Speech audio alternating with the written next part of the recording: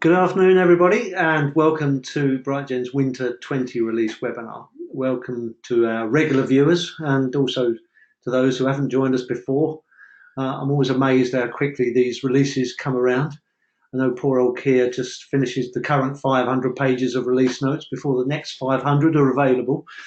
In a second, I'm going to hand over to our illustrious CTO and Salesforce boffin, Keir Bowden, who has been locked in a room in the bowels of BrightGen with nothing but a quill pen, candle, and a copy of the Winter 20 release notes. It's only just been released in order to share the highlights of the release with you.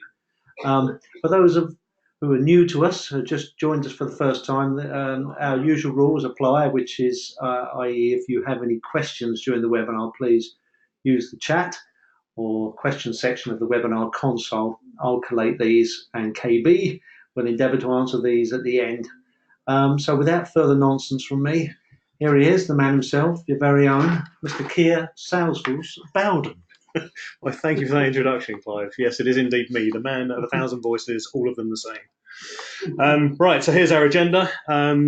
Should be fairly familiar to anyone who's been with us before, apart from maybe the last item, beta features, which is something that we introduced in the last webinar, seemed to go down quite well, so we're sticking with that.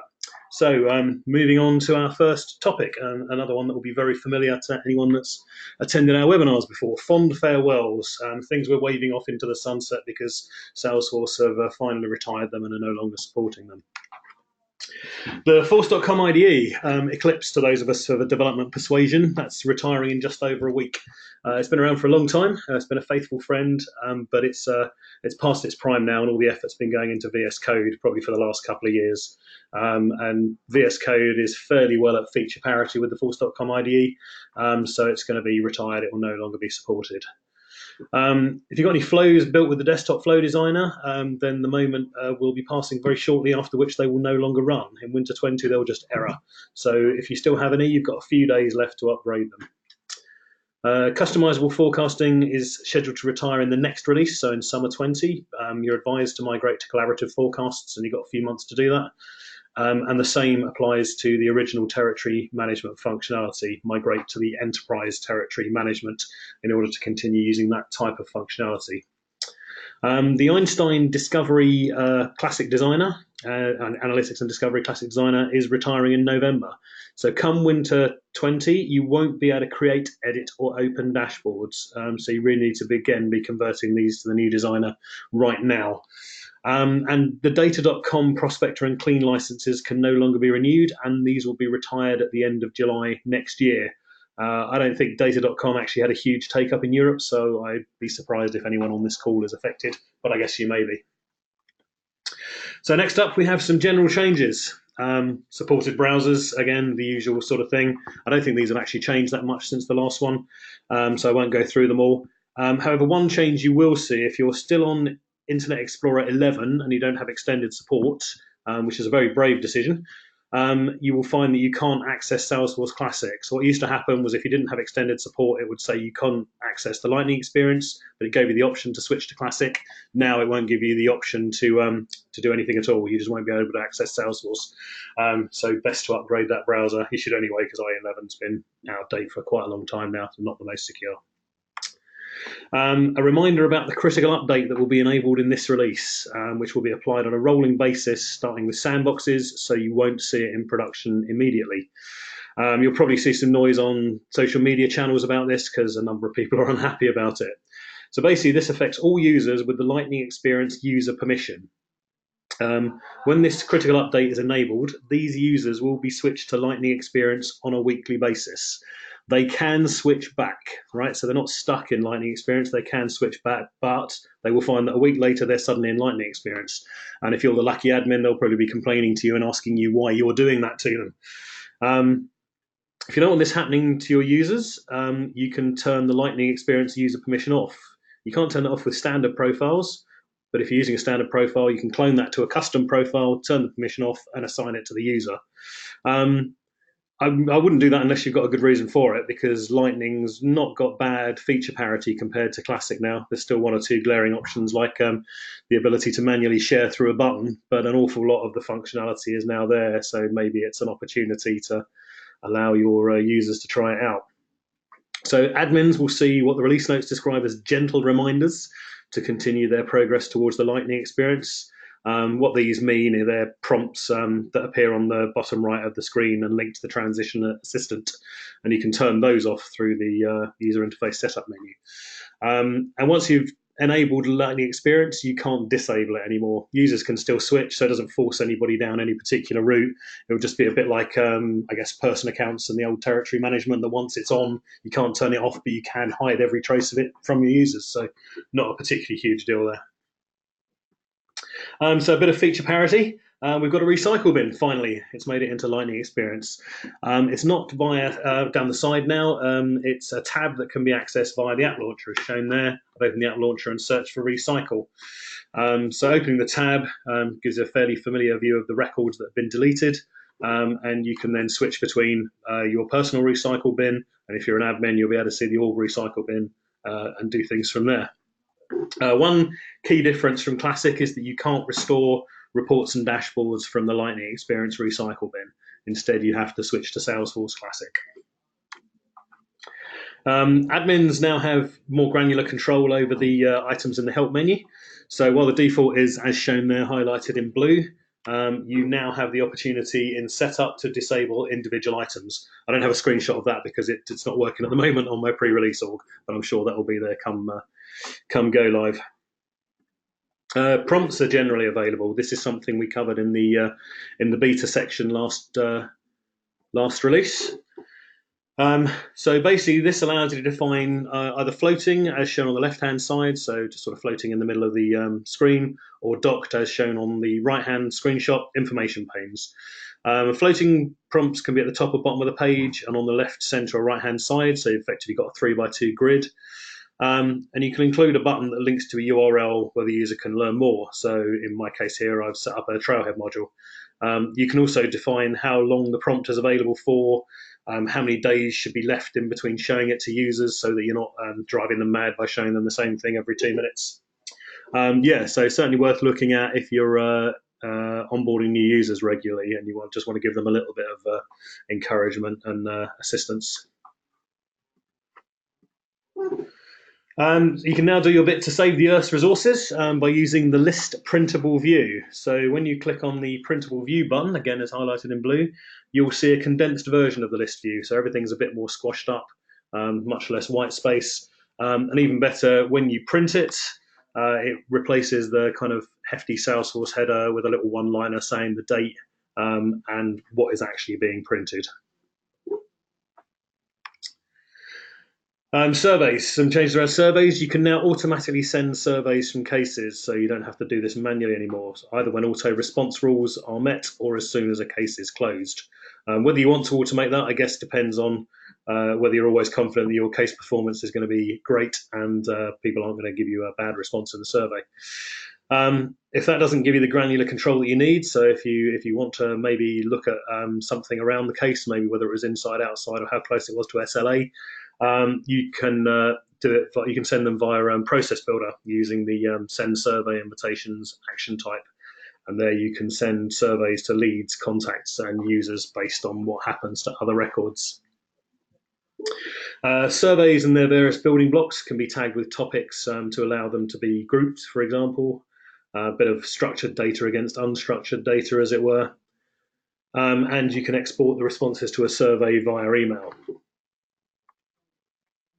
There's now 2 sample surveys that you can clone and tweak to get going quickly. This seems to be a theme through Salesforce at the moment. That some of the things which require a bit more setup, after a while they provide a couple of templates that allow you to get going quickly. If you want to save your survey recipients some clicks, you can disable the survey welcome page and take them straight to the questions.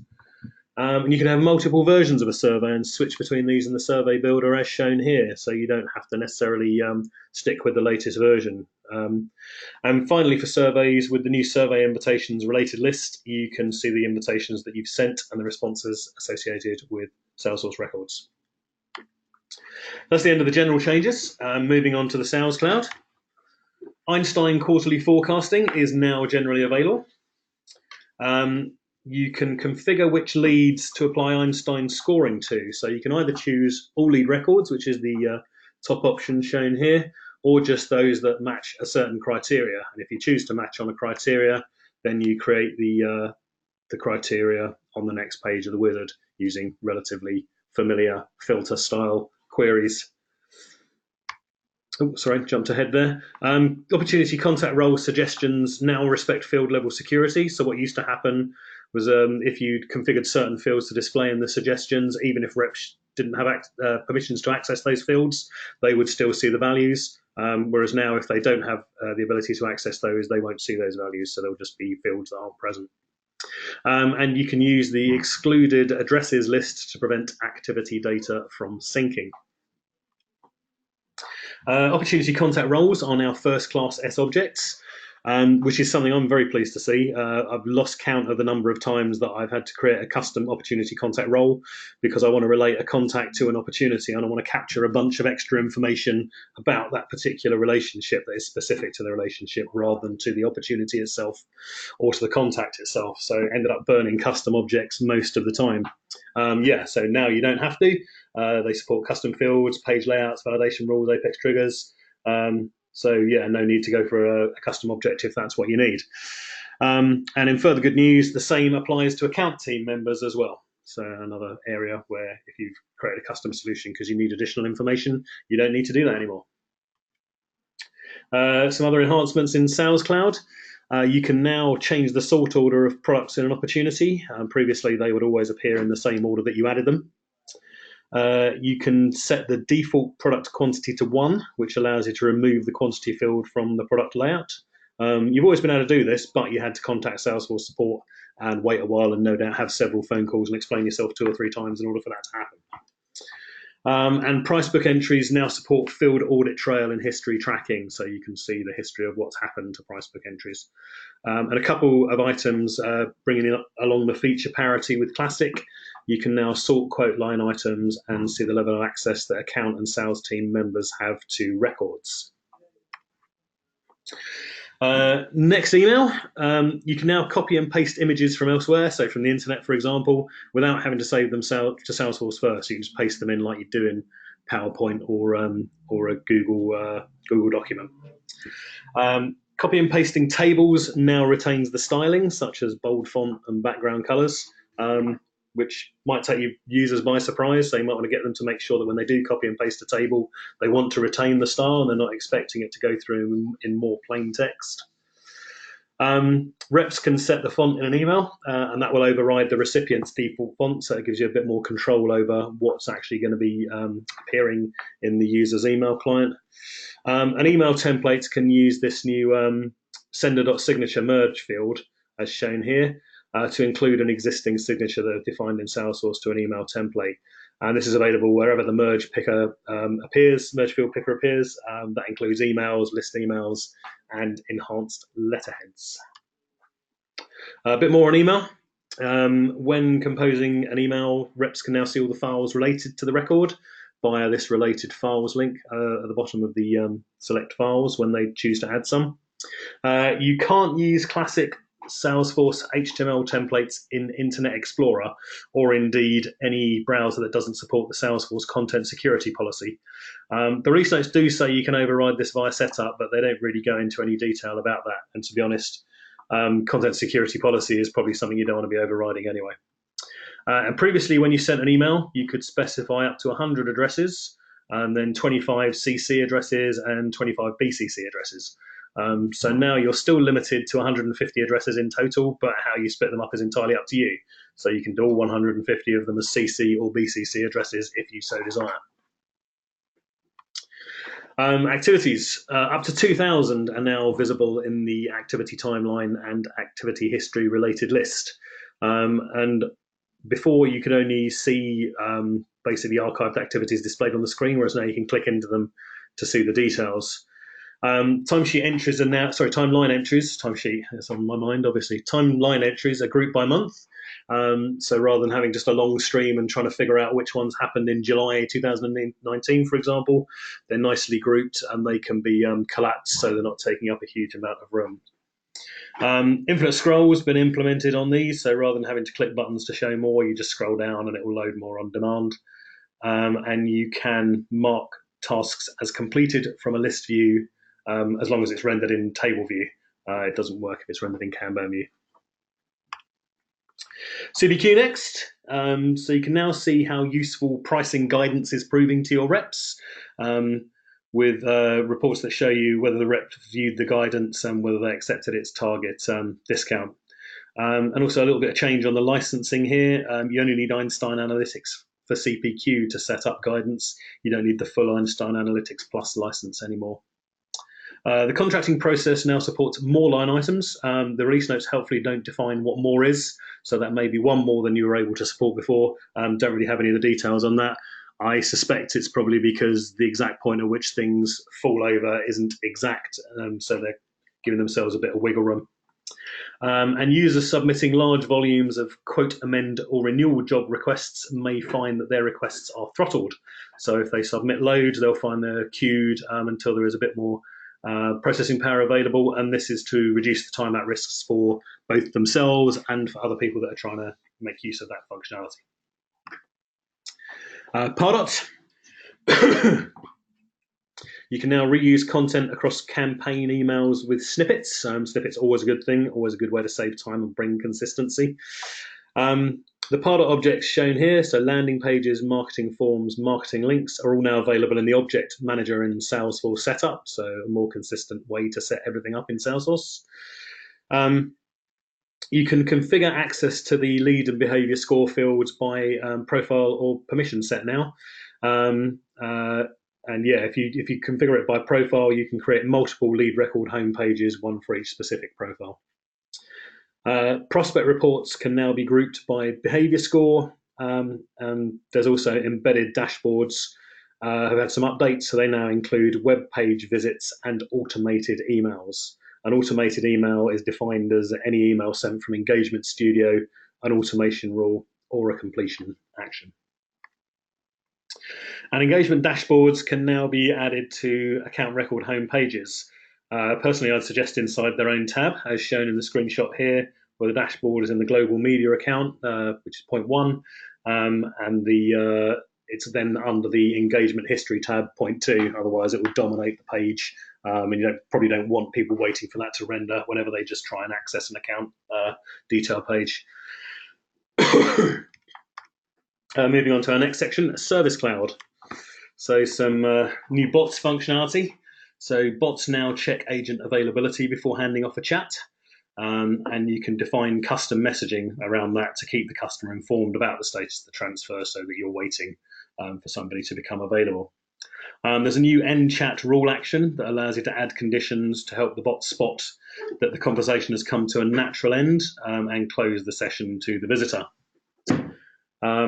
There's a rule action to show knowledge articles in response to terms that the customer enters. So you configure how many articles to return, 1, 2, or 3. 1 is the minimum, 3 is the maximum, 2 is the only one in between.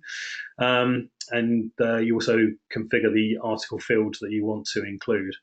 And there's also a help carousel on the setup page now, which should make things a bit easier when you're turning on bots and configuring your first one.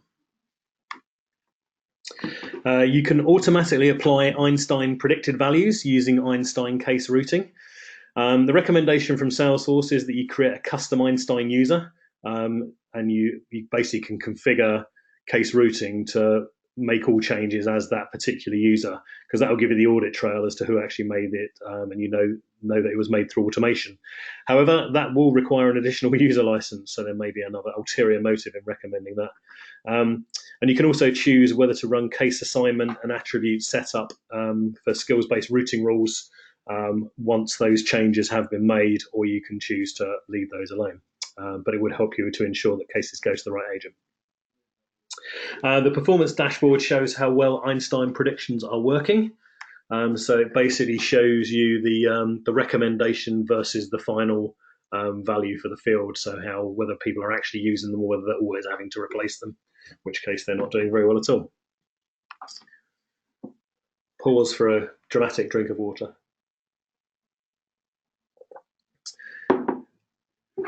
Okay, messaging next. Formerly known as Live Message, the name changed in the last release, as I'm sure everyone who was at that webinar remembers. So agents can now initiate a conversation directly from the contact detail page without having to create a case. Sessions can be closed directly from the messaging session list if they are stuck or hanging. Use this with care, because if it's not stuck or hanging, it will still be ended. But the intention is that you only use it to close problematic sessions. The conversation entry object is now available in standard reporting, so you should be able to report on how effective your messaging is. And you can also create messaging session related lists in your contact detail page, so seeing at a glance the chats that have happened with that particular contact.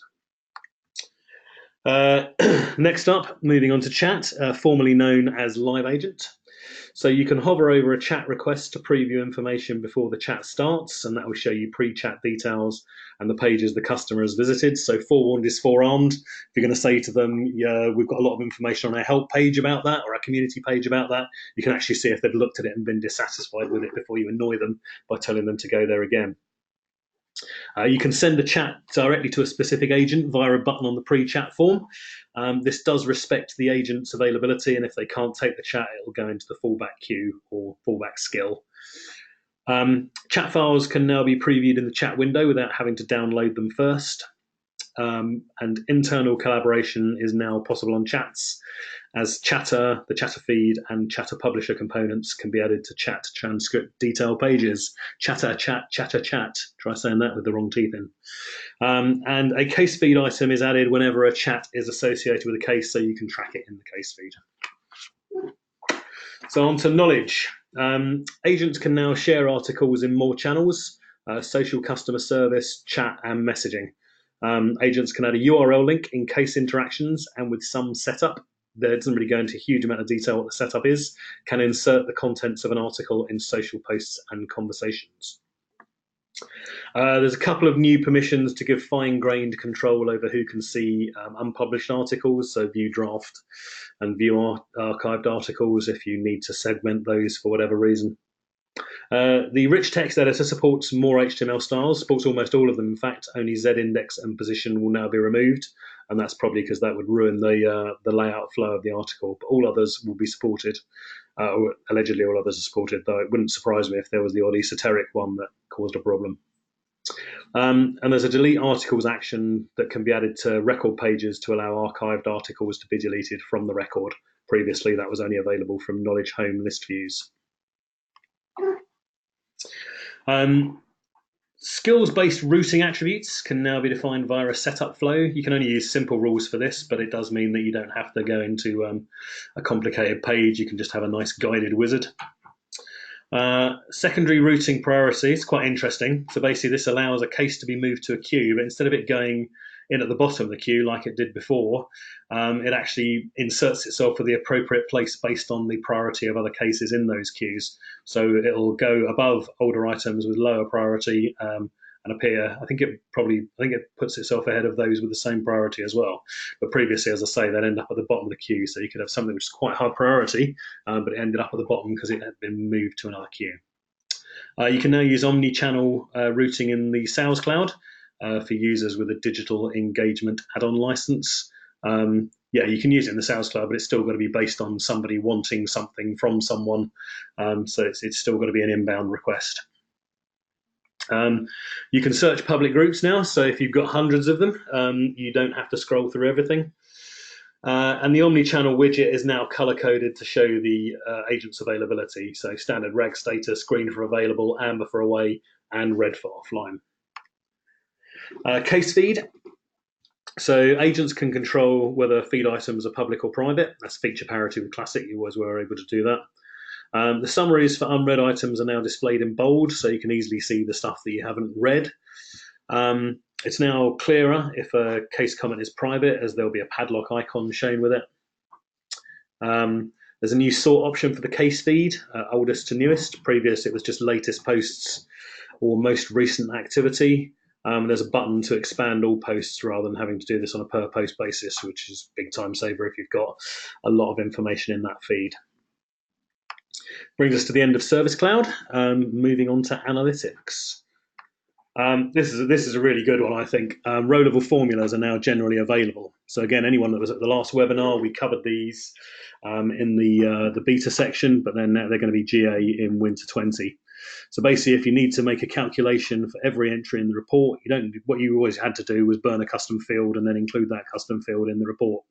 But no more. You can create the formula directly in the Lightning report builder. So in the example here, I'm creating a row-level formula to calculate the number of days left until the opportunity closes. And I would wager that probably in about 90% of Salesforce orgs that are using Sales Cloud, there are fields doing exactly that. So those can go, but obviously if they go, you'll have to change all the reports that rely on that. So whether they can actually go, whether it's a backlog item, is an interesting question. But anyway, no need to do that going forward.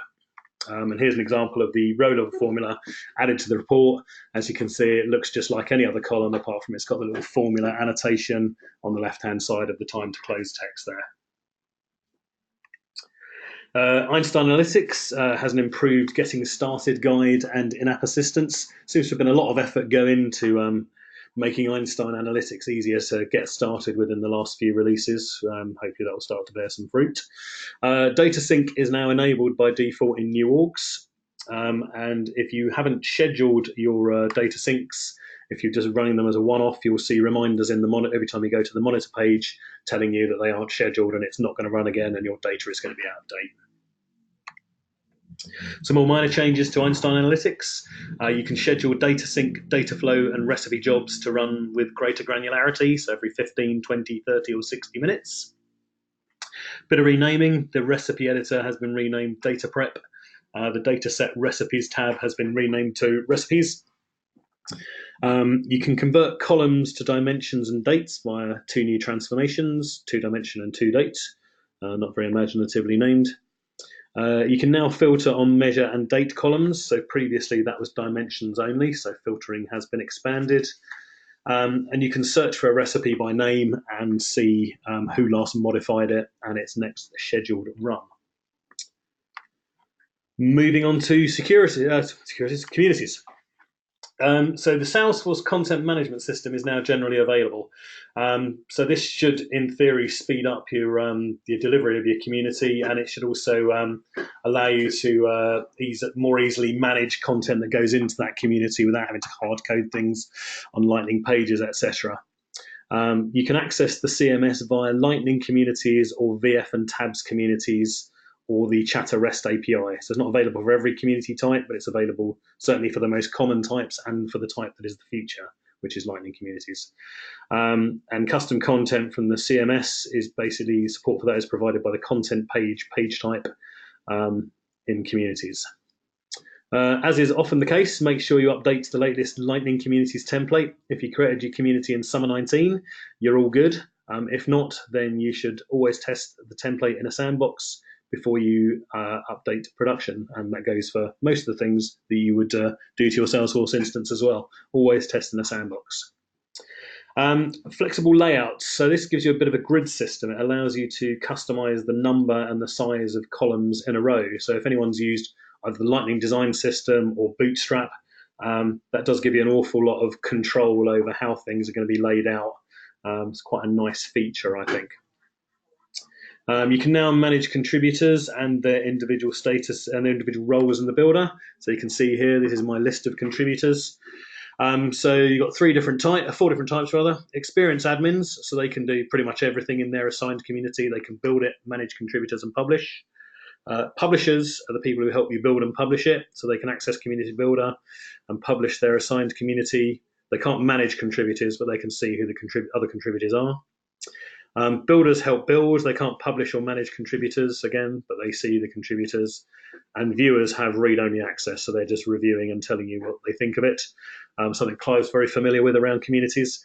They can't publish the site or manage contributors, but again, they can see who has been or who has the capability to help on that particular community. Navigation menu variations allows you to create multiple navigation menus and reuse them in any navigation menu or tile component. So a bit more reuse and a bit more decoupling of your menus. You can now allow customers to see files on records. So the default situation is as it was before. no access. However, on the sharing detail window for a file, you can basically check the customer access box to allow customers to see the file in question. If your content is best viewed in a specific width, which is often the case if you've got content that's come from a design agency or something like that, you can set that via theme settings. You don't have to, it's optional. If you don't set it, the width will just fill the page will fill the width of the browser. And finally, when you switch templates, don't know if anyone's ever done this, but basically when you switch templates, it permanently deletes all your customizations and pages. And it'll now tell you that's about to happen before you do it, rather than it being a lovely surprise if you weren't expecting it. And some smaller changes in communities. The tile menu component is now generally available. That's a Lightning component. You can customize the header aspects of the record list component. So hopefully this means a bit less replication of standard components. We often find that we want the standard component but with a couple of minor changes. So the more of these that are customizable, the less custom work that we'll have to do. The case deflection component has been updated to suggest more articles and to suggest them after the user has typed 3 characters into a field. And also, if the user switches to another field, they're no longer deleted. They stick around until the user starts typing in the other field. So a lot more usable, I'd say, the case deflection component is in Winter 20. And there's a new secure guest user record access setting.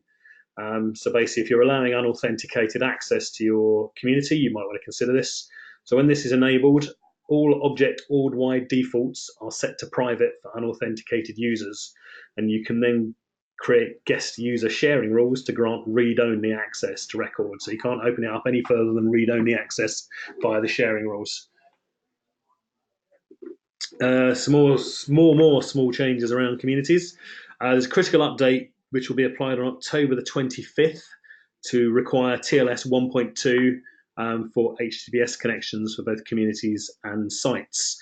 So TLS 1.2 has been around for about 6 years now, so most browsers should support it, I would have thought. You can see the browsers that provide support, the Can I Use link shown there. But basically, if users aren't using a supported browser, then they won't be able to access the community. You can enable email address confirmation for community users, so it behaves more like the internal Salesforce user experience. So if their email address is changed, they receive an email to the new address and they have to click on it to say, yes, it was me that changed it, yada, yada, yada.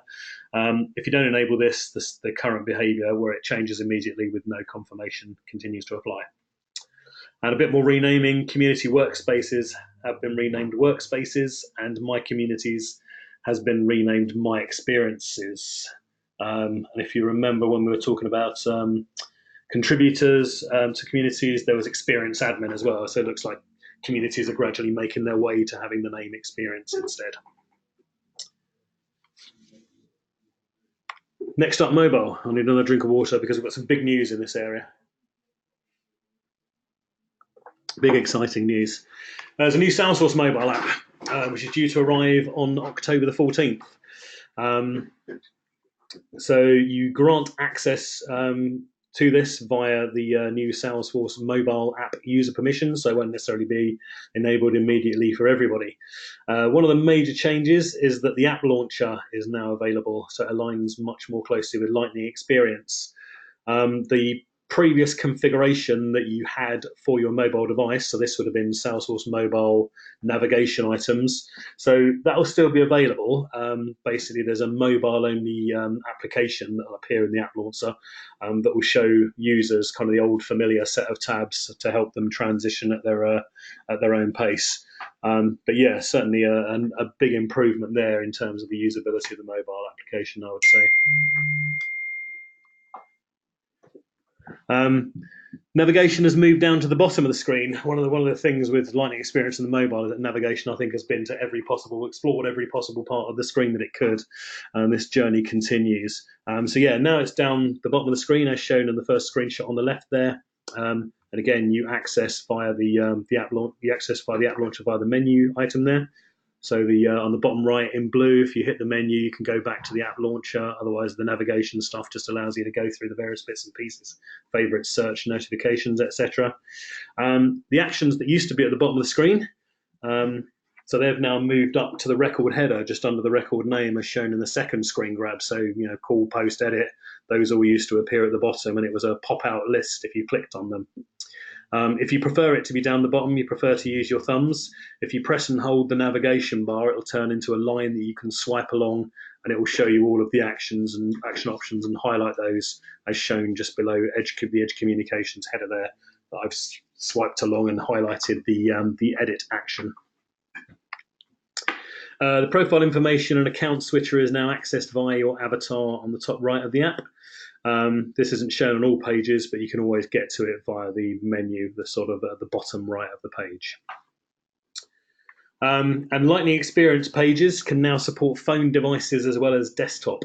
So that's really good. You can basically have a single page to support desktop and phone, and when building the page, you can conditionally show or hide components based on the user's device. Single page across devices, probably a bit of a stretch, but for simpler pages, seems like a reasonably good chance of achieving that. The new mobile app requires iOS 12 Plus or Android 6 Plus. And you can see the devices that Salesforce test against at the short link shown. Obviously, if you satisfy the operating system requirement, you can use other devices. But what Salesforce say is that they may not be able to replicate problems if they're not on tested devices, so support may be slower. This was an interesting snippet from the release notes that I felt was worth sharing. To allow for innovation and to keep Salesforce current in the rapidly evolving mobile market, minimum platform requirements are subject to change at the sole discretion of Salesforce with or without advance notice. Which basically means that if Salesforce decide that iOS 13 is the right thing required right now, then all of a sudden anybody on iOS 12 will not be able to access it without any prior notice, which is a bit tough. I can't imagine this would actually happen unless there was a big security hole or something like that. But something to bear in mind if your mobile application is mission critical for whatever reason. Mobile application management. So this is available within the new app, albeit at an extra cost. It works at the application rather than the device level, so you can configure things on the connected app. It supports a range of policies, including the required operating system version, the version of the mobile application, and also device and network security specifics. And when you configure this, you can specify the severity of a violation. Is it just a warning, or should access be blocked? So the new mobile app is a lot closer to the Lightning experience, and looks to me like it's built on very similar building blocks. So you should see those two be in pretty close alignment going forward, and features that are added to one should be added to another. Which probably explains also why we haven't seen a lot of movement on the mobile application in the last couple of release webinars, because why would they be working on the old one? Then they knew they were going to replace it, probably just doing maintenance type stuff. Next up, moving on to customization. So Lightning App Builder, as I mentioned earlier, you can customize record pages for phone devices. When activating pages, you can assign them based on form factor as well as the things like the profile, application and all that. So when you've created a page and you're choosing to assign it, you can assign that page just to a phone or just to a desktop or to both. And you can also select the template based on the form factor. So each entry in the list has an icon showing the form factor. So in this case, it supports both. There's a phone and a desktop there. And if that's not clear, the details panel will lay it out in text, supported form factors, desktop and phone.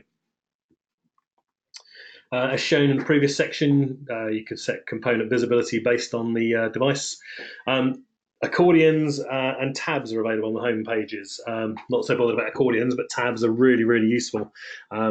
Sadly, they're not on the app pages at the moment. Hopefully that will come in the future, because they really can help the usability of a page if you want to have a lot of information available from a single place, I find. And the component, so the Lightning component that you're dragging in, will show its form factor, again, via an icon to its right, which you can just about see there. That one supports desktop and phone. Quick notifications is desktop only, and I didn't have a phone only that I got done on my pre-release org, so I only have those two examples. Moving on to Process Builder. Now that account teams are first-class S objects, there's now an action to add a member to the team for an account, and also the account team member object can fire processes when it's created or edited, so all part of the account team member being more of a first-class S object. As I mentioned quite some time ago, hope you're all paying attention, there's a new action that allows a survey to be sent. If you're using platform events in Process Builder, so previously you could only look at the type of message and make decisions based on that. Now you can use data from the actual platform event message itself, which gives a much better experience, I think. And there's also an information message displayed when a platform event is fired, explaining when it will happen. For those who aren't aware, platform events aren't necessarily part of a transaction. So if you fire one, it may well fire even if the transaction is rolled back, which is very different to how almost everything else behaves in Salesforce. It depends on the platform event, how it's configured to say either it'll fire immediately or it'll wait until the transaction is committed.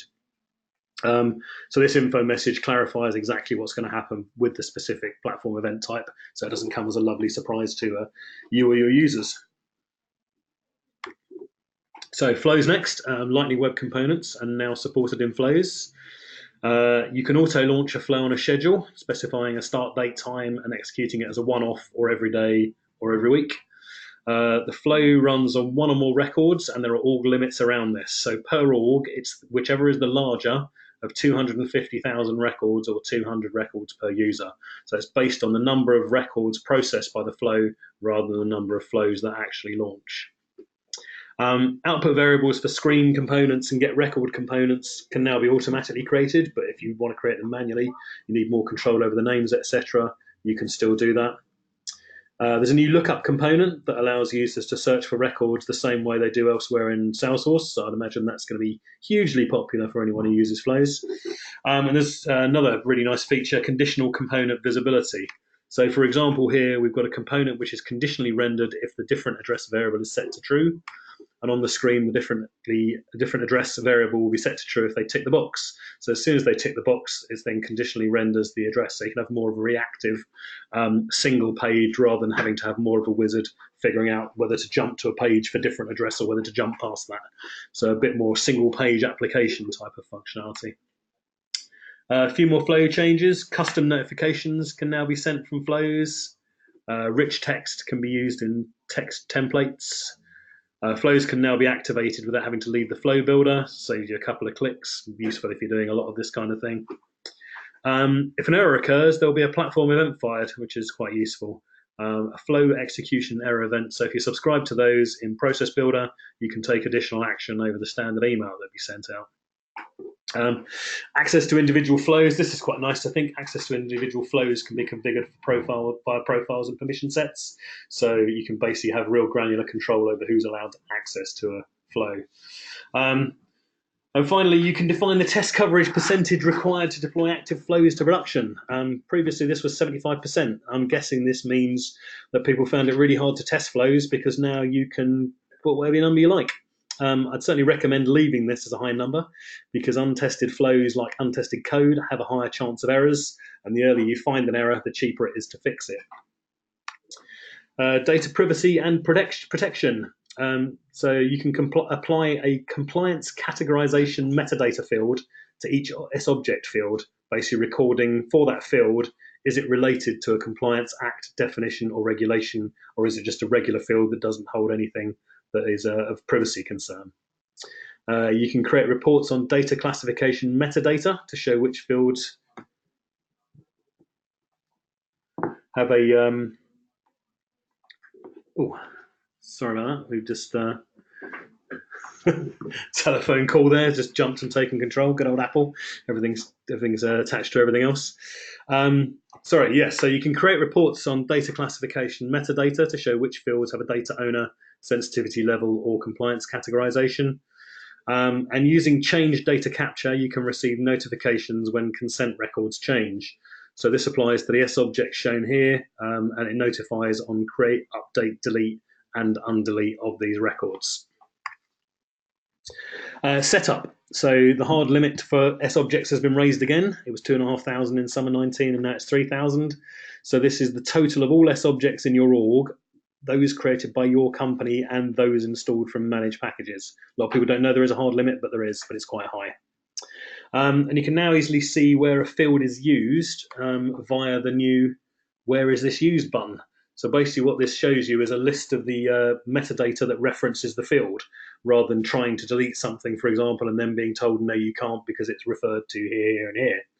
Note this is static binding, so if you've got dynamic DML or SOCL in code that references the field in a string, this will not be picked up, and you'll know about it is when you try and run your query or dynamic DML and errors.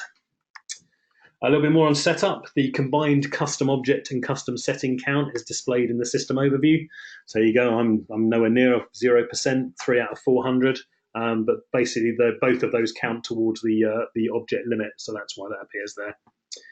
And approval process limits have been increased. Up to 1,000 processes can be active out of an org total of 2,000, and up to 300 per object out of a total of 500 processes can be active. An important change around page layouts and caching in the Lightning experience. If you change a page layout, this will not appear immediately to users. Instead, it will take around 15 minutes, as the previous version is aggressively cached. It improves performance, but delays changes. If users need to see the changes faster, they can log out and log in again, which invalidates the cache and loads the new page into it, and probably annoys the hell out of the users, I would suggest. You can disable this cache, but this has performance implications, so I would only do that for development environments, not for your production environment, where hopefully you're not making too many regular changes either. When changes are made to the app builder, to pages in the app builder rather, you, the author, will see them immediately. Other users may have to wait up to 1 hour, so another thing to be aware of there. Next up, Lightning components. The UI namespace components are retiring in the summer 21 release, which is a little bit further out yet, but they're basically on their way. You can continue to use them, and they will continue to function as they do now, but Salesforce will not accept support cases. And if you need to share CSS between Lightning Web Components, you can define a CSS-only component and embed that. And if you're accessing the DOM of a nested Lightning Web component from its parent or a component, that will not work in Winter 20. You shouldn't have been doing it anyway, as it was always prohibited by the spec, even if it wasn't enforced, but now it will stop working. So if you are doing anything like that, make sure you're not doing it going forward. Lightning Web Components are now open source, so you can use them anywhere you want, including your local machine. Doesn't have to be inside of Salesforce. You can read more about that at the short link shown. I probably won't be using that for a little while because I'd imagine there'll be a few kinks to iron out there. Lightning Web Components can now be added as custom tabs without needing to wrap them in an Aura component, so you can hopefully bin off an Aura component or two. And you can choose the version of the locker service that you want to apply to your Salesforce instance. Recommendation is always to use the latest version, but there may be a reason why you can't move to that immediately. Some critical updates that apply across Aura and Lightning Web Components. So access to Aura enabled method is disabled unless the profile or permission set for the user has explicit access to the class. That's a change because basically what used to happen was if you hit a class, then access to all other dependent classes would kind of come by default, whereas now you've got to explicitly say that you want this user to have access to this class. So there may be a bit of setup required there. You've got a few months before you have to worry about it too much. But yeah, something to think about. Or enabled Apex controllers that don't specify the sharing setting will now default to with sharing. So they'll take sharing settings for the current user into account, aligns with Visual Force, and is the opposite of what they said they were going to do. So it's a good thing they've changed it. An Apex property is directly accessed in Lightning components will respect the access modifiers. So if a property is marked as private, it will not be able to be accessed. Again, worth enabling this in a sandbox to confirm the behavior. Next up, my favorite, developers. Couple of things in this. Apex callouts are now excluded from long-running request limit. So if you aren't familiar with this, every org has a maximum number of concurrent requests running longer than 5 seconds. If there are more than 10, errors are possible in all pages and all requests, even those that aren't long-running. And when Apex callout is made, the clock will stop for that request. So that's made it a little bit more performant. There's a new new settings metadata type, Apex settings. This allows you to change aspects of Apex behavior, including testing, as I've listed here. You have to deploy this via the metadata API to change it, so it's not necessarily that straightforward. But if you take a look at the short link blog post there, you'll find a tool that I created to make life a bit easier. Really useful new feature, this one. You can recalculate formula fields on one or more records in memory. If all the fields required for the calculation are not present in the record, SOCL queries will be consumed to retrieve that data. And a critical update around the API-only user permission. If you had API-only, you still used to be able to log into Salesforce UI. Now you can't. You can only access the APIs if you've got that permission enabled. And custom metadata type API access is blocked for users without customized application permissions since a couple of releases ago. In Winter 20, you got a bit more granularity. You can open up by profile and permission type per specific metadata type. So that's quite useful. That's the end of the GA features. We're just going to go over a quick couple of beta features now as well. So there's a reason we have a caution sign here and a flag on all slides referring to beta features. They are preview. They're not part of the services in your master subscription agreement with Salesforce. They are not supported if you have problems. They may never go live. Smart email matching from Einstein Activity Capture was a good example of that. It was beta and then it wasn't there anymore. This happens and you built something on the beta feature, it's going to break. They can be pulled at any time, not just when a major release comes out, so don't build anything mission critical around beta functionality. However, they're useful to evaluate the sort of things that are coming through and to get ahead of the game, so certainly worth knowing about what's coming. So Einstein Search, this adds some nice functionality around searching. The highlights in numerical order. You can hover over a record and a matching record and see a preview with up to 10 fields and related list quick links. You get suggested conversational searches to turn your queries into record filters. The record preview, number 3, shows standard and custom actions, the same as you would see in a record. Quick links are also available on the record preview, and suggested list views appear as you type, and you can hover over those to see a preview of the data that would be in there. Field-to-field filters. Reporting's been getting some really nice stuff in the last few releases. This is a really nice addition. So basically, in the past, if you wanted to compare the value in one field to the value in another field, you had to create another custom field. You had to burn another one like you always did, and then report on the results stored in that custom field, which compared two values. With field-to-field filters, no need to split your records anymore. So in the screen grab here, I've created a filter based on the amount field. When I create that filter, I can choose to match on a literal value or the one underneath field, the contents of another field. In this case, I've specified the value of the expected revenue field. So only records where the amount field matches the expected revenue field will then go through and be reported on, and I haven't had to create a single custom field to handle that. Another beta feature in reports, count unique values. So this is something I can add on a column via the drop-down menu there, show unique count.